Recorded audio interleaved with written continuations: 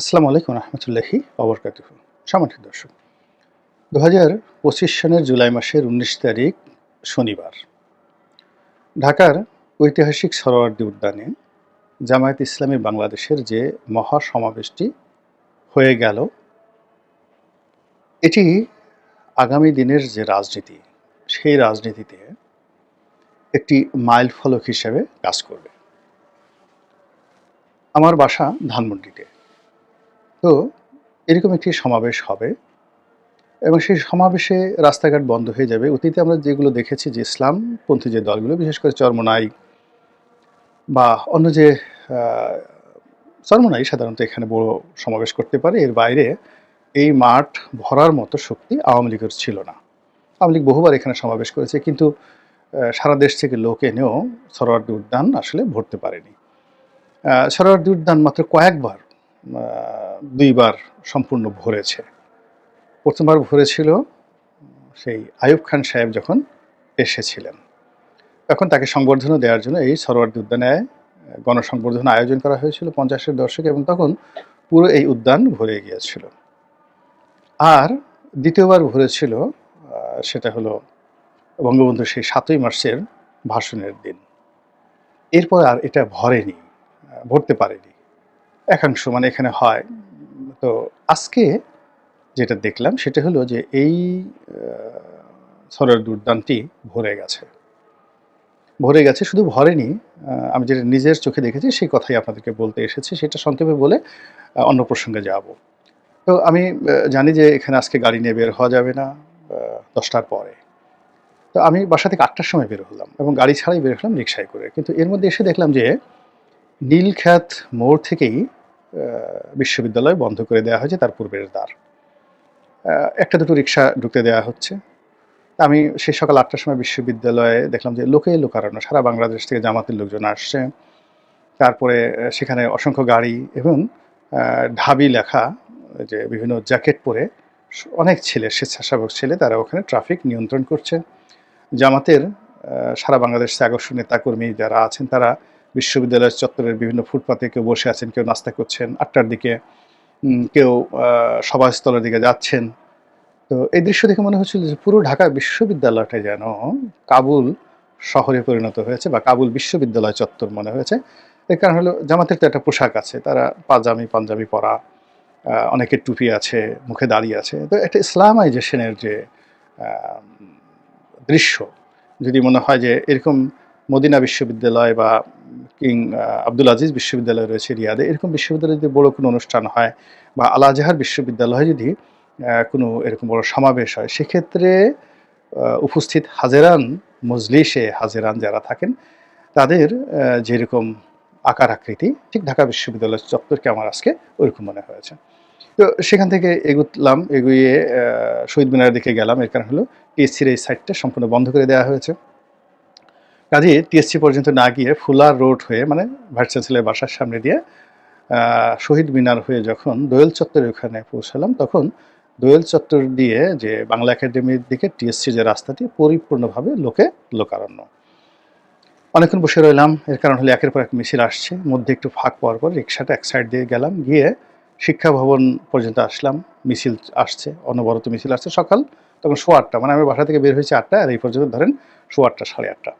তো সেখান থেকে মিছিল করতে করতে লোকজন আসছে এবং আমি ওখান থেকে আসলাম সেই জাতীয় ঈদগাহর সামনে যে ফোয়ারা রয়েছে, কদম ফোয়ারা, ওখানে। তো সেই ফোয়ারা পার হয়ে আমার যখন তোপখানা রোডে প্রেস ক্লাবের দিকে আসছিলাম, তখন প্রেস ক্লাবের উল্টো দিক দিয়ে যে মিছিল, সেই মিছিল দেখা যাচ্ছিল যে প্রেস ক্লাবের সামনে এক অংশ মিছিল, আর অন্য অংশ যতদূর চোখ যায় পল্টন মোড় পর্যন্ত, পুরানা পল্টন মোড় পর্যন্ত এই মিছিল আমি দেখে আসছি সকাল 8:30টার মধ্যে। এখন এই যদি হয় এই দিকের অবস্থা, তাহলে আপনি শাহবাগের কথা চিন্তা করেন। আমার ধারণা, আমি বাইরে বের হইনি, যে এটা বাংলা মোটর পর্যন্ত তাদের এই ভিড় বা রাস্তা বন্ধ রয়েছে। আর এদিকে যমুনা পর্যন্ত, বাংলা মোটর যদি এদিকে ধরেন, এদিকে যমুনা পর্যন্ত বা কাকরাইল মসজিদ পর্যন্ত তাদের এই সমাবেশের যে ক্রাউড, ভিড় পৌঁছে গেছে। আর শুধুমাত্র রমনা, মানে সোহরাওয়ার্দী উদ্যানে এটা নেই, এটা বোধহয় রমনা পার্কটিকেও তারা দখল করে ফেলেছে। সম্ভবত এরকমই লোকজন সেখানে এসেছে। ইন্টারনেটে যে ছবিগুলো দেখলাম, সেই ছবিতে মানে পাখির চোখে জামাতের সমাবেশ। তো সেটা দেখার মতো। আপনি এটা না দেখলে বুঝতে পারবেন না যে এত লোক, মানে আওয়ামী লীগের সেই যে ২০০৯ থেকে অব্যাহত জুলুম, অত্যাচারের মধ্যে জামাত এত লোক, এত নেতাকর্মী কিভাবে তৈরি করেছে, সৃষ্টি করেছে, দাওয়াতি কর্মকাণ্ড কিভাবে চালিয়েছে, এটা যারা রাজনৈতিক দার্শনিক তাদের এটা শিক্ষার বিষয়। এবং এখন যারা আওয়ামী লীগের উপর জুলুম অত্যাচার করার চেষ্টা করছেন, আওয়ামী লীগকে অবদমিত করার চেষ্টা করছেন, তাদের জন্য এই জামাতের যে আজকের যে উত্থান, সেই উত্থান একটা বিরাট শিক্ষা। জামাতের সমাবেশ নিয়ে কথা এই পর্যন্তই। এরপর দ্বিতীয় অংশে আসি। আজকের এই সমাবেশটি মূলত ডক্টর মোহাম্মদ ইউনূসের হাতকে শক্তিশালী করা, এনসিপিকে শক্তিশালী করা, এবং জামাত যেভাবে চায় সেইভাবে নির্বাচন পিছিয়ে দেওয়া অথবা সেইভাবে নির্বাচন করার জন্য সরকারের যে ইচ্ছা রয়েছে, সেই ইচ্ছাকে আরও বেগবান করার ক্ষেত্রে এইটা একটা চাপ তৈরি করবে। এর কারণ হলো এইভাবে এত বড় একটা সমাবেশ করা বিএনপির বা আওয়ামী লীগের পক্ষে আসলে সম্ভব নয়। এর কারণ হলো জামাতের নেতারা এখানে কোনো খাওয়ার আয়োজন করেনি।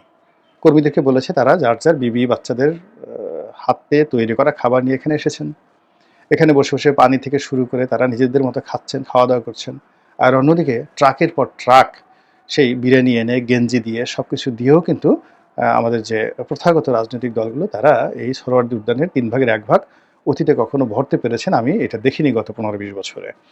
তো সেই দিক থেকে জামাতের এই যে অনুষ্ঠানটি, অনুষ্ঠানটিকে চ্যালেঞ্জ জানিয়ে বিএনপি রাগ হয়ে এরকম একটা বড় অনুষ্ঠান করবে, তা বা তার চেয়ে বড় করবে। পুরো ঢাকাকে অচল করে দিয়ে একেবারে গাবতলী থেকে সায়দাবাদ পর্যন্ত ঢাকাতে লোকে লোকারণ্য করে ফেলবে এবং সকাল ৮টা থেকে সেই রাত্রি ৮টা পর্যন্ত এই অঞ্চল পুরো অচল থাকবে, এটা এখন সম্ভব না। এটা মানে ১,০০০ কোটি টাকাও যদি বিএনপি খরচ করে, এটা সম্ভব হবে না। এখানে শুধুমাত্র বিরিয়ানির প্যাকেট দিতে, পানির বোতল দিতে, এগুলোতেই সমস্যার সৃষ্টি হয়ে যাবে। অনেক সমস্যার সৃষ্টি হয়ে যাবে। চেয়ার ছোঁড়াছুড়ি হবে, কে আগে স্লোগান দেবে, কে আগে আসবে, কে পরে আসবে, এগুলো নিয়ে হবে। কিন্তু জামাতের এই জিনিসগুলো, আমি যে এখন ভিডিও করছি বিকাল ৪টার সময়, এখন পর্যন্ত একটা টুঁ শব্দ হয়নি। এখানে উক্তমত নামাজ হচ্ছে, অজু হচ্ছে, পায়খানা পেশাবের হাজত আসলে সেই জায়গা তারা আয়োজন করেছে। তো এইটা বিএনপিকে রীতিমতো একটা চাপের মধ্যে ফেলে দিয়েছে এবং তাদেরকে যাকে বলে ডিমনিটাইজ, ডিসেন্ট্রালাইজেশন, তারপরে মানে ডিমনিটাইজ মানে তারা যে এই যে সাদা বিভিন্ন জায়গাতে কালেকশন করতো, জামাতের এই শক্তিমত্তার পরে অনেকে এখন আর বিএনপির লোকদেরকে পাত্তা দেবে না, চাঁদাও দেবে না। ফলে এটা অনেকটা ডিমনিটাইজ হয়ে গেল।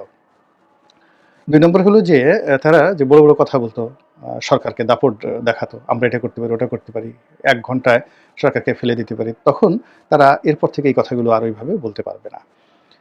এরপরে যেটা হলো যে এটা তো জামাতের একটা অনুষ্ঠান এবং এখানে অন্যান্য ইসলামপন্থী দলগুলো সংহতি জানিয়েছে, কিন্তু ওইভাবে তারা আসেনি। যদি তারা সবাই আসতো বা আসে তাহলে এটা বিরাট একটা রূপ ধারণ করবে এবং এর মাধ্যমে বিএনপিকে চ্যালেঞ্জ দিচ্ছে, ডক্টর মোহাম্মদ ইউনূসকে শক্তিশালী করছে, এনসিপিকে শক্তিশালী করছে, তার সঙ্গে অন্যান্য যে রাজনৈতিক দল, ইসলামপন্থী যে রাজনৈতিক দল, আহ তাদেরকেও জামাত জানান দিল যে সত্যিকার অর্থে তাদের সাংগঠনিক ক্ষমতা কত বেশি। এবং এখানে আজকের যে মাহফিল তারা আয়োজন করেছে, এটাকে রাজনৈতিক সমাবেশ না বলে আপনি মাহফিল বলেন। এখানে গান গেয়েছে তারা, হামদ করেছে, কোরআন তেলাওয়াত করেছে, ওয়াজ করেছে, মাহফিল করেছে, রাজনীতির কথা বলছে। মানে পুরো সকাল ৮টা থেকে কটা পর্যন্ত চলে আমি জানি না। এটাকে তারা একটা উৎসব মুখর মিলন মেলা করেছে, যে মিলন মেলার সঙ্গে আপনি এই যে তাবলিগের যে জামাত হয় টঙ্গীতে, এটা তুলনা করতে পারেন। এবং ওখানে এখন যে ২ ভাগ হয়, সেই তাবলিগের জামাতে যে লোকে লোকারণ্য হয়, তার চেয়ে আজকে জামাতের যে লোকজন কোনো অংশে কম হয়নি। কাজে এটা তাবলিগের জন্য একটা বিরাট থ্রেট, চরমোনাইকে আরও উৎসাহিত করবে। এবং সবচেয়ে বড় ব্যাপার হলো আজকের এই যে অনুষ্ঠানটি, এটি লাইভ টেলিকাস্ট করছে পৃথিবীর সব জায়গায়। যারা বাংলাদেশকে তালিবান রাষ্ট্র হিসেবে প্রচার করতে চাচ্ছে, এখানে জঙ্গিবাদের উত্থান হচ্ছে, এখানে ইসলামাইজেশন হচ্ছে, এখানে মুসলিম খেলাফত প্রতিষ্ঠিত হতে যাচ্ছে, এখানে ইসলামী রেভলিউশন বা বিপ্লব হতে যাচ্ছে, এই সকল কথা যারা বলার চেষ্টা করছেন, তারা এই জামাতের অনুষ্ঠানটিকে রীতিমতো একটা মডেল হিসেবে বা মডিউল হিসেবে, মডেল এবং মডিউল দুটোর মধ্যে পার্থক্য রয়েছে, তো মডেল এবং মডিউল হিসেবে ব্যবহার করার জন্য তারা সর্বোচ্চ চেষ্টা করবে এবং যা কিনা ডক্টর মোহাম্মদ ইউনূসের যে আন্তর্জাতিক যে পরিচিতি রয়েছে, বিশেষ করে পশ্চিমা দুনিয়ায়, এটাকে হুমকির মুখে ফেলবে। এবং এখন এই জামাতের আজকের যে এই অবস্থা, এই অবস্থার ফলে কি হলো, ডক্টর মোহাম্মদ ইউনূসকে এখন জামাতের পকেটে ঢুকে যেতে হবে এবং জামাতের অনুগ্রহ আনুগত্য ব্যতিরিকে তিনি আর এগোতে পারবেন না। তিনি ইচ্ছা করলে আগামীতে মির্জা ফখরুল বা জামাতের অনুমতি ছাড়া তিনি জনাব তারেক রহমান সাহেবের সঙ্গে বৈঠক করতে পারবেন না। তিনি চাইলেও এখন জামাতের হুকুমের বাইরে গিয়ে বা ইচ্ছার বাইরে গিয়ে, ডিজায়ারের বাইরে গিয়ে তিনি একটি নির্বাচন অনুষ্ঠান কিংবা জামাত যেভাবে বলছে সংখ্যানুপাতিক হারে নির্বাচন, পিআর পদ্ধতি, এই পিআর পদ্ধতির বাইরে বিএনপি যেভাবে ট্র্যাডিশনাল নির্বাচন চাচ্ছে ওভাবে ডক্টর মোহাম্মদ তিনিও যেতে পারবে না। তাকে বিএনপির সঙ্গে কন্ট্রাডিকশনে যেতেই হবে। এরপরে জামাত আজকে এখন পর্যন্ত আমি জানি না তারা যে 7 দফা দাবি, সেই দাবিগুলো আসলে কি কি সেই 7 দফার মধ্যে রয়েছে। নিঃসন্দেহে আমি যেটা মনে করছি তারা পিআর পদ্ধতি চাইবে।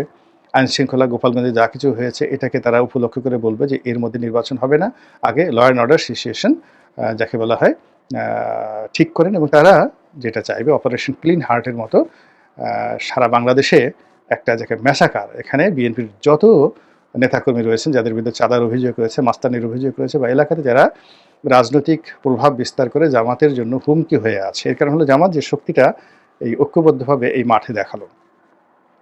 কিন্তু কালকে যদি গোপীবাগে জামাতের নেতাদেরকে আক্রমণ করে বিএনপির লোক, গোপীবাগ থেকে যদি সায়দাবাদ মোড়ে যায়, সায়দাবাদ মোড় থেকে যদি ধরেন গ্যান্ডারিয়া যায়, গ্যান্ডারিয়া থেকে ধূপখোলা যায়, ধূপখোলা থেকে বংশালে আসে, বংশাল থেকে যদি তারা আবার মিটফোর্টে যায়, মিটফোর্ট থেকে তারা যদি যে পুরনো জেলখানা যে আছে সেই এলাকাতে আসে, নাজিরা বাজার আসে, তারা যদি চকবাজারে যায়, এগুলো পুরো ঢাকাতে আসে, তারা যদি মিরপুরে জামাতকে আক্রমণ করে, তারা যদি বাড্ডাতে জামাতকে আক্রমণ করে, এরপর নারায়ণগঞ্জ, নরসিংদী, ঢাকার আশেপাশে সব জায়গাতে জামাতকে যদি কুচু কুচু কুচু কুচু করে, টুকু টুকু টুকু টুকু করে, জামাতের আসলে এই যে এখানে শক্তিটা দেখিয়েছে, কিন্তু এই শক্তিটা তারা কিন্তু ওখানে দেখাতে পারবে না। বিএনপির একটা পশমও তারা ছিঁড়তে পারবে না, দিস ইজ রিয়ালিটি।